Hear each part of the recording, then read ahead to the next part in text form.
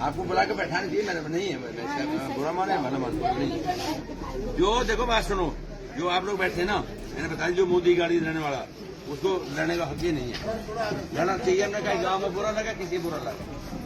આ લાલ પાઘડીવાળા અને મહિલા પર ગુસ્સો કરતા વ્યક્તિ એ પૂર્વ સાંસદ સુખબીર સિંહ છે।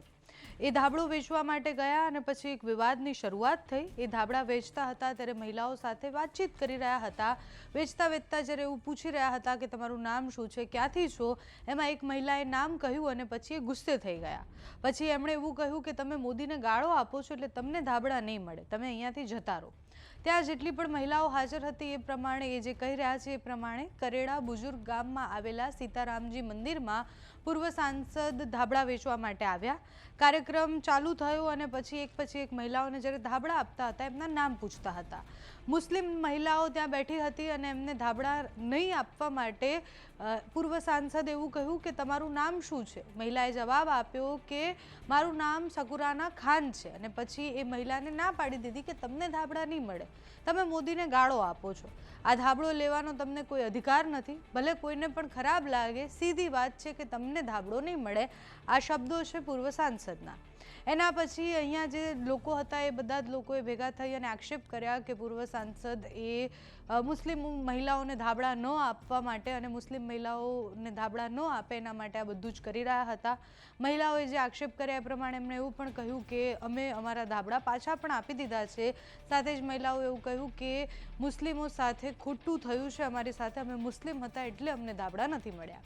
આપણા દેશમાં હિન્દુ મુસ્લિમના નામે જે થતું હોય છે આપણે જોઈએ જ છીએ, પણ આ પૂર્વ સાંસદ જ્યારે ધાબળા વેચવા માટે ગયા ત્યારે વિવાદની શરૂઆત કેમ થઈ એ વિડીયો જુઓ તમે પહેલા। काम कर, क्या नाम तेरा? हट एक तरफ मत दे। हाँ, आपको बुला के बैठाने चाहिए, मैंने नहीं है बुरा माने भला मान। जो देखो बात सुनो, जो आप लोग बैठे ना, मैंने बताया जो मोदी गाड़ी रहने वाला उसको लड़ने का हक ही नहीं है। लड़ना चाहिए, हमने कहा गाँव में बुरा लगा, किसी बुरा लगा, सीधी बात है। अब वाली बात है, माल तुम आज ले जाओ, हरियाणा जाते नहीं कहीं सारे पे बना ले बेको भाई, साफ बात है। इसलिए आप चले, आप इधर हटो, आप इधर हटो भैया, इधर बैठा जो भी है ना, इधर बैठा। मैंने तो पहले बता दी, आप उधर बैठा।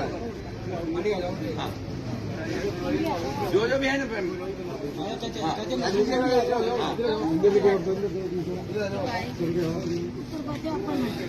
ले लिया। आप आओ, इधर आ जाओ, कमर छोड़ दें, कमर छोड़ दें।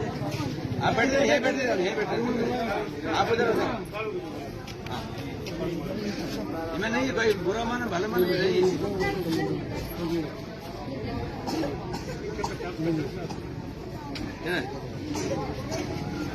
हाँ, अब कोई बात नहीं, बच गए जो रह गया वो 4-5 ही रह गए सर, कोई बात नहीं, फिर से अभी तो और बहुत रह गए। आप लोगों को देने के बाद वापस दे रहे हो, लोकतंत्र में अधिकार थोड़ी है, सबको समान अधिकार है। आपने उनको मना किया, आप क्या हुआ क्या गवर्नमेंट का नहीं, आप इंडिविजुअल को दे रहे हो। अरे सर, हम बहस कर रहा कौन है? गलती आपने करी ना सर। नहीं सर, उनको बिठा दिया, फिर ऐसे किसने बिठाया? અને આ બધું જ્યારે જોઈએ ત્યારે સવાલ થાય કે આપણે કઈ એકતાની વાત કરીએ છીએ। આપણે ક્રિસમસમાં અનેકવાર એવું જોઈએ છીએ કે પીએમ મોદી એ ચર્ચમાં જતા હોય, બીજી બાજુ એમના સમર્થકો તોડફોડ કરતા હોય। જ્યારે આ બધી વાત સામે આવે, આવા વિડીયો સામે આવે ત્યારે ચોખ્ખું દેખાય કે દેશમાં તમે માત્ર વોટ અને વોટ બેંક છો, એટલે એક એક માથા જે છે એને વોટ બેંક તરીકે અને વોટ તરીકે ગણવામાં આવે છે। રાત્રે કોંગ્રેસના નેતા પર ત્યાં પહોંચ્યા અને પછી એ મહિલાનું સન્માન કર્યું, પણ અંતે તો રાજનીતિ જ આવે। એ નેતા જ્યારે ત્યાં પહોંચ્યા ત્યારે એમણે એવું પણ કહ્યું કે રાજનીતિ આમાં ન આવવી જોઈએ, જ્ઞાતિ જાતિ બધાથી ઉપર આપણે છીએ, પણ છેલ્લે તો એ રાજનીતિ જ હતી। ધાબળા ન આપવાથી લઈને સન્માન કરવું એ બધું જ રાજનીતિ હતું। ખેર, દેશમાં આપણે સર્વધર્મ સમાનતા અને એકતાનો માત્ર દંભ કરીએ છીએ, વાસ્તવિકતા આજ નહીં તો કાલ આપણે સ્વીકારવી જ પડશે।